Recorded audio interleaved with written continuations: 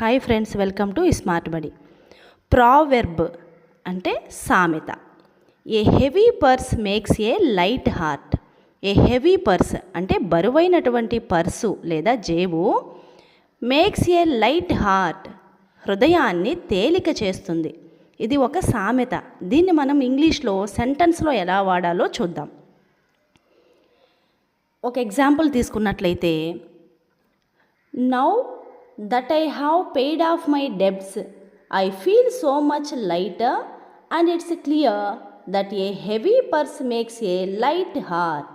Debts, DEBTS, debts అంటే అప్పులు అని.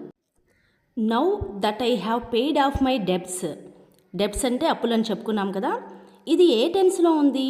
ప్రజెంట్ పర్ఫెక్ట్లో ఉంది. అందుకనే ఐ హ్యావ్ పెయిడ్ అని వచ్చింది చూడండి. మామూలుగా అక్కడ ఐ కాకుండా షీనో, హీనో, ఇట్టో ఉంటే హ్యాజ్ అని వచ్చేది. ఇక్కడ ఐ కాబట్టి హ్యావ్ వచ్చింది. I have paid. ఇది మనం ఏమంటాము? జస్ట్ కంప్లీటెడ్ యాక్షన్స్ అంటాం కదా. ప్రజెంట్ పర్ఫెక్ట్ టెన్స్ అనమాట. నేను నా అప్పుల్ని తీర్చాను. I feel so much lighter. నేను ఇప్పుడు చాలా తేలికగా ఫీల్ అవుతున్నాను. అండ్ మరియు it's clear that a heavy purse makes a light heart. It's clear, ఇక్కడ ఇట్స్ క్లియర్, ఇది చాలా క్లియర్. దట్ ఏంటంటే a heavy purse makes a light heart.